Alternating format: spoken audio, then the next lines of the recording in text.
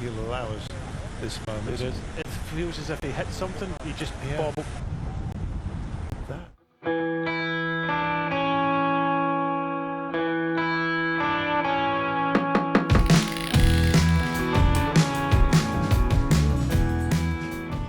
Hi everyone, Mike here from Bikes by Mike with another cycling related video. Today I'm in the basement to talk to you about a very popular topic right now, hookless road rims. Okay, let's get to it. There's a lot to unpack here, so I'll cover this topic off in 5 parts. My motivation to do this video is the Thomas de Gendt crash that went viral last week. I'll tell you what has been reported to date and how this has brought back to life the hookless rim debate. I'll then give you my own personal view on the pros and cons of using hookless rims. And I'll share a couple of video clips from key influencers on this topic that know a lot more than me about this bit of bike tech. I'll then explain how the hookless tech used in the bike industry today is not the same as the tried and true system used on automobiles. I'll make the case for why hookless is safe.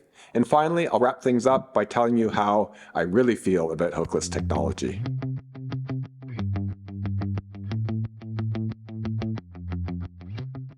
The hookless rims debate isn't new. It's been around since hookless was first introduced to cycling back in 2010. But it made headlines recently when pro cyclist Thomas de Gendt of Team Lotto Destiny crashed on stage 5 of the 2024 UAE Tour. The cause of the crash wasn't immediately known, but it was clear from the race footage that his tire blew off his rim. De Gendt was running Zip 353 NSW wheels and Victoria Corsa tubeless tires. Fortunately, De Gendt wasn't seriously hurt in the crash, but it could have been disastrous. Initial speculation was that the cause of the incident was some failure of the hookless wheel set he was using, specifically the hookless rim part of the wheel set. As can be expected when dealing with a safety issue like this, everyone involved with the story has been quick to distance themselves from the hookless rim discussion. The Lotto Destiny mechanic was quoted as saying the team was using a rim and tire combination endorsed by the UCI governing body, Zip and Victoria, and went on to say that all safety precautions that needed to be taken were taken. Victoria issued a public statement saying that the crash was caused by an impact with a rock. It was neither due to a faulty design nor a rim compatibility issue as had been suggested. Zip issued its own statement agreeing with Victoria that the crash and the wheel failure was due 100% to the impact of the wheel with a rock and not to design or compatibility issues. But if we look at what the inner circle of pro cycling had to say about the hookless mishap, they spoke a different tone. First, you have the UCI governing body that publicly stated that they are urgently investigating the matter with a view to taking steps to protect rider safety. Their statement is interesting, if for no other reason than it debunks any notion that the failure which de Gendt experienced was just a single isolated incident. Second, Adam Hansen, head of the CPA Riders Association, has been very outspoken about this accident. He said the CPA is very concerned with this incident and hookless technology in general. Tires should not come off a rim. The maximum PSI those hookless tires can have put in them is 73. And if you hit something, for sure, it goes above the maximum 73 PSI rating on impact.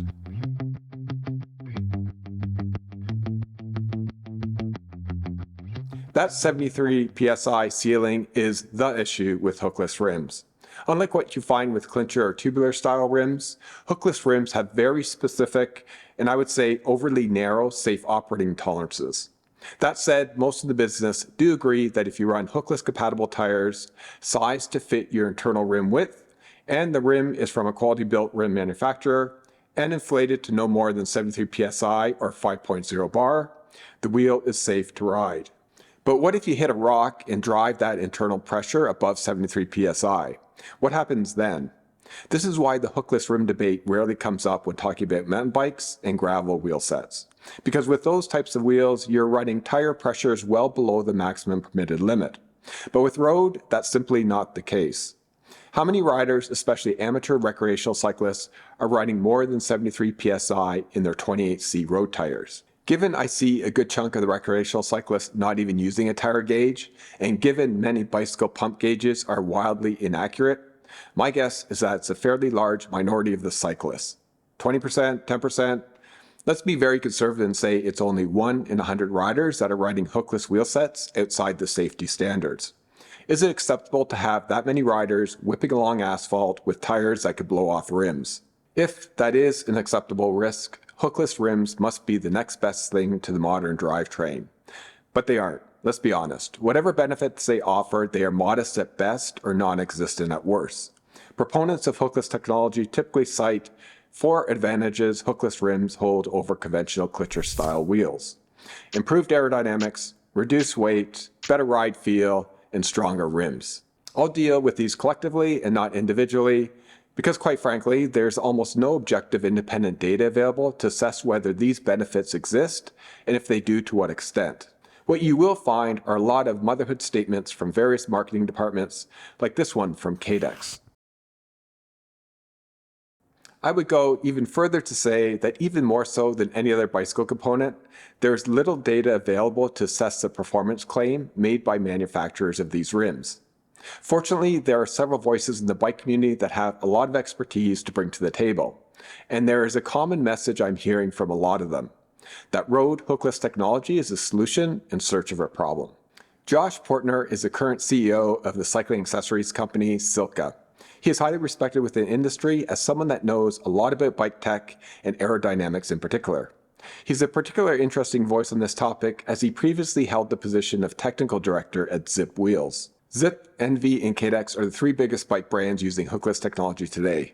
If you really want to cut through the marketing BS on hookless and uncover the facts, I'd strongly recommend reading the exchange between Dan Epfield and Portner, posted on June 17, 2023 on the slowtwitch.com website.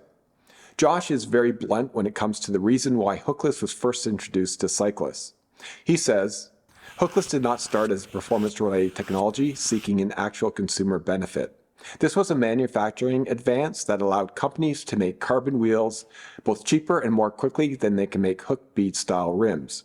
And as a result, almost all of the benefits attached to hookless thus far have been the creations of marketing departments." He goes on to say, "I'm yet to see a single feature benefit from anybody's marketing department that actually play out in lab or wind tunnel testings." Alex Thomas of the Peak Torque podcast has also been an outspoken critic on hookless rims. He appeared last year on the Neurocycling Show answering questions on aerodynamics and bike tech. This is some of what he had to say about the hookless technology that SRAM first popularized in 2011. But from my background, like, we never compromise on safety. If there's a small hint of a safety concern or an increase in the safety risk because of something else getting cheaper or lighter, then you take 2 steps back. Sometimes I think SRAM is just pure evil, like pure Dr. Evil, or like Mr. Burns in the suit with the shoulder pads, just kind of looking down and be like, "It's too expensive, it's too expensive, too expensive," like tightening. And that's what, getting lean. SRAM has been heavily like consulted on like leanness in every way. No, I'm scraping the barrel. I think there are possibly applications where if you're going for a very aerodynamic transition between the tire and the rim, it could be slightly better so that the tire doesn't get pinched in so much at the bottom because of the extra hook. However, the caveat to that is, you go and ask Gendt if he's riding 73 psi on his front wheel, he'll probably laugh at you. Like in mountain bikes, it's quite common to have hookless. And does it help protect the rim in impacts where you maybe pinch the rim against a rock or a square edge? Possibly. Having the hook in there in a little corner is a possible stress raiser. But it's I can't see that many benefits, to be honest, apart from production costs.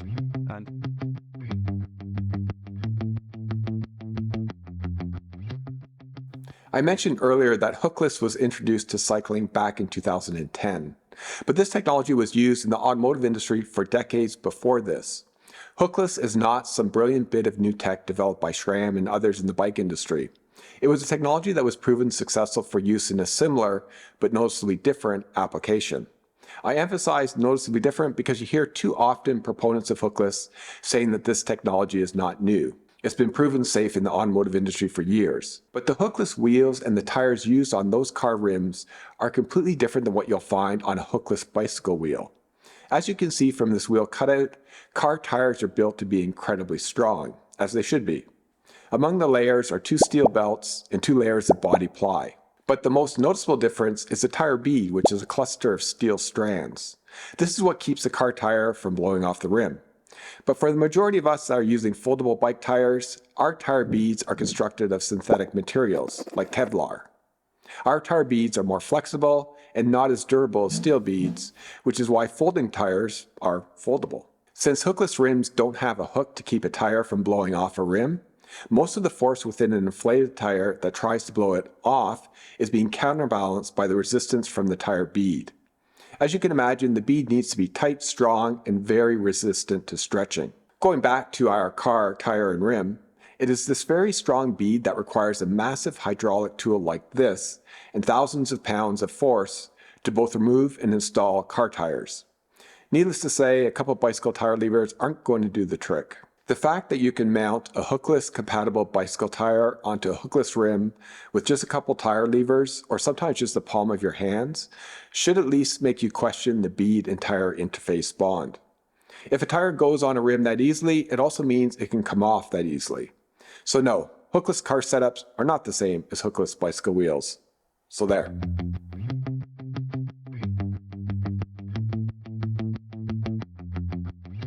This is just my own personal opinion. I'm not an engineer, but my short answer is yes. While some will say there's always a potential for tires to blow off hookless rims, most believe that they are perfectly safe when used according to the manufacturer's specifications. And any reputable wheel brand will tell you what tires are safe to use with their hookless rims. Zip, for example, does this really well with an easy to read and understand table. Say you have Thomas de Gendt's Zip 353 NSW wheels and want to know if the Continental Grand Prix 5000s are safe to use. The chart clearly says that size 28C tires and above are all safe to use, provided the tire is not inflated above 73 psi or 5.0 bar. But this gets me to my earlier point. How many riders out there will exceed the safe operating limit? How many will exceed it without even knowing it? Like this dude.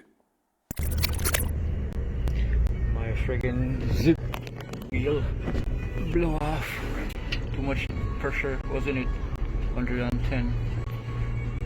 I ride it before with 100 psi. 110. I ride it before with 100 psi. 28C tires are pretty much the norm these days for road tires. How many riders with 28C tires and hookless rims want to run them below 73 psi? Not many, certainly not the majority of riders. And even if you run them at 73 psi, how confident will you be that your tires will stay seated if you hit a pothole, a rock on the road, or a curb?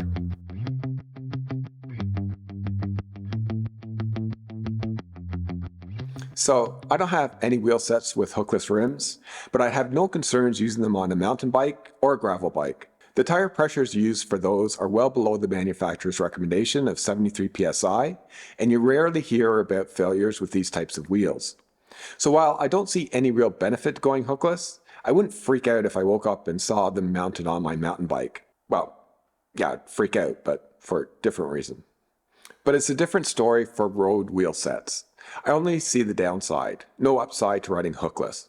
And even if manufacturers could somehow guarantee to me that hookless are just as safe as hooked rims, I wouldn't want to be limited to just running a maximum of 73 psi. But that's just me. Hookless wheel makers have laid out pretty clearly how these wheels are to be used to be safe. It's your decision whether you're happy to live within those limitations. So that's pretty much it for my opinion on the hooked versus hookless wheel debate that's raging right now.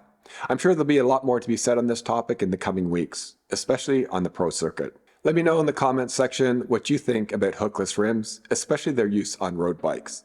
That's all I got for today, folks. If you like this video, please give me a thumbs up and share it with your friends. And if you're not a subscriber to this channel, please subscribe as allow me to produce more content for all of you. See you next time. Happy rolling.